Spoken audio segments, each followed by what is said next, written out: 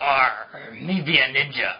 And if me sees a pirate, I'll run him through with me samurai sword. Arr. Yes, you see, we had a big sea battle, and the pirates, oh, they just were as good as us ninjas. We beat them all, yes. Oh, they did their best, they did, but they're all sissies. Ah, but I kind of miss me grog. You know, I don't really think the ninjas were that good. It was because that squall came up, yes. Yeah, it was a squall. And it was because of our strength that we even got away with our lives. And our love of the lasses that we had left home. Yes, beautiful lasses. Those ninjas don't have any women as good as ours. Arr. That's right. It'll be another day. We'll come back and we'll beat them. Okay, enough of the seriousness. Actually, that does have a little bit to do with what I'm going to talk about in this very quick video. I've got way too much to say. Okay, really quickly. I guess I'll start it off. I will never pray to Jesus. Okay, keep that thought. You say you had some questions for me. Let's see. Punishment. Yes, there's actually a cat in the attic, and she will not come back out. And it's because I don't regularly punish her. She goes in there, and when she gets out, I'm going to say, oh, bad cat. Gypsy. Gypsy. There she is. Go back here. Bad cat. Bad cat. She doesn't even know she's done wrong. Good grief. Anyway. Punishment. Yes. Punishment is purely for it's for two things. For modifying behavior of somebody and for preventing crime, preventing them from doing it again or somebody else from doing it again. For instance, if I always punished my cat for doing something, she would not do it in the future. And if my other cat could understand that, she would also realize that she would get punished for it too. However, if I let the cat sometimes get away with it, bad cat. No, I guess I'm not really going to punish her. Go on, Gypsy. But anyway, that's pretty much punishment. If I punish her just for doing bad, that would, if you imagine doing it for animals just because they do bad, you just punish them just for that. That would have to be cruelty. I guess I like animals too much. I really couldn't see it any other way. Just doing it just because they did bad. I suppose that you could, it's also to protect people, but I don't really think that if you have like a rabid dog or something, you lock it up to protect people. It's not punishing the dog. You're just simply separating it for everybody else. So if somebody has life sentence, it's not really just for punishment. It's to keep them away, to keep everybody else safe. And I guess we can talk about libertarianism. And, do people really have the right to lock somebody up and all of this kind of stuff? Who's the right to punish who? Who makes that decision? Just the majority? Does that make it just? But you say that it is right for God to do it because the Bible says so. So in other words, the Bible says it, therefore you must believe it. And I think that's kind of backwards. You should believe it and then see if it matches the Bible. At least that's what Confucius says. Buddha. Buddha says that, and I think that's a much better religion because he says things like that. If you don't agree with it, then question what I say. Not believe what I say and then believe it because I said it. But anyway, you say that it's just for God to do it, and it's not really fair if you just say, okay, what did you really mean by the question, or what is your final point of the question, because I wanted you to answer it first. It's the way Socrates he had of making arguments. You would have your opponent contradict himself. And yes, I did sort of mean Earth or something like Earth, if God wanted to come back and land the new Israel on Earth or something like this. Then that's fine. He could create another universe and put all the people that would have gone to hell into this another universe and to live up their happy lives there or something. As a matter of fact, since there's sin there and Jesus came down while there was sin here, there's no reason why Jesus, since he came back to life, he could do it again. And again and again, people would eventually be saved or something, or eventually die off and never not come back to life or something. But still, hell would be out of the question for this kind of thing. You might say, well, God is justified in doing it because he said he had to. But I don't think that's a justified reason, especially for God. I don't think it's a justified reason for anybody either to say, oh, well, I just told you I had to do it, so I guess I got to go do it.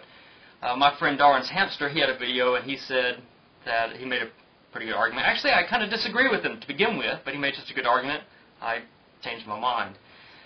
I could have just, made some more excuses or something and and not agree with them, but it was actually pretty good because I like doing things on principle.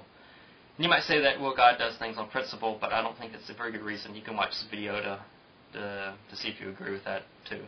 But I don't know if you're going to say that God is doing it on the principle of things, sending people to hell, or let people suffer in hell, same thing. You also asked me, what is the purpose in life, or why do we live? Well, we live because evolution is only going to make things that live. If something doesn't survive long enough to reproduce, then it's not going to be around for us to see it. Therefore, the things that we see survive long enough to reproduce.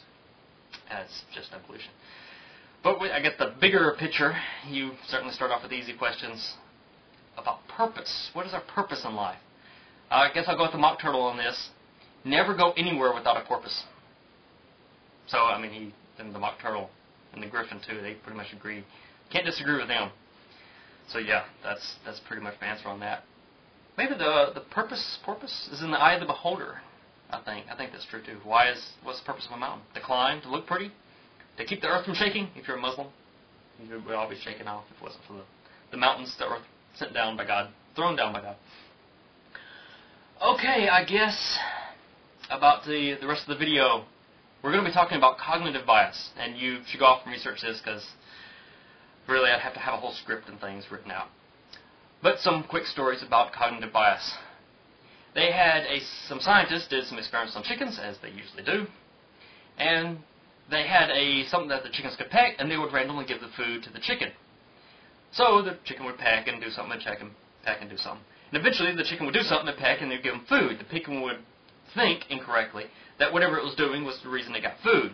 And the chicken would continue to do this, continue doing whatever it was doing and pecking the thing, and it would get food eventually. Well, this would be twice this had happened, so it would reconfirm to the chicken that whatever it was doing is what was giving it the food. Well, the chicken never did, and if you're suffering from cognitive bias, which I think most of the people watching your video is going to say that you do suffer from cognitive bias, is that the chicken never decides to try to disprove itself. Can it get food some other way? Or can it modify its behavior to get food still?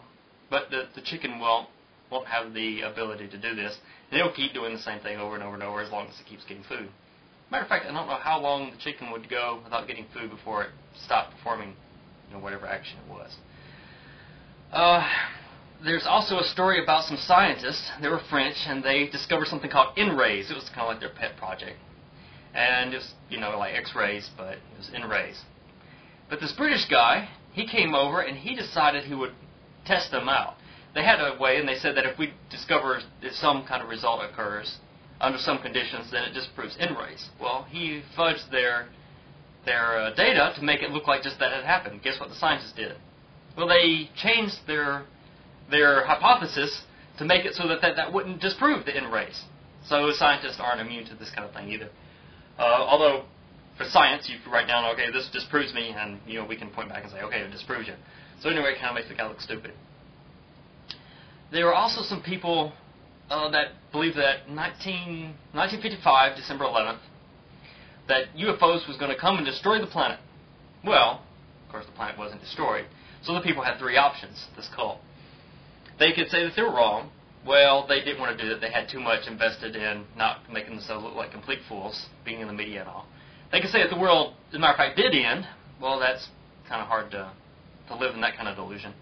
Or they can say some new reason that the world didn't end and keep their beliefs so they can sort of change things around. And the founder of the cult, this woman, she had a vision saying that the aliens were so impressed by the people's faith that they decided to spare the earth at the last minute. So anyway, cognitive bias. Or I guess you might believe it too.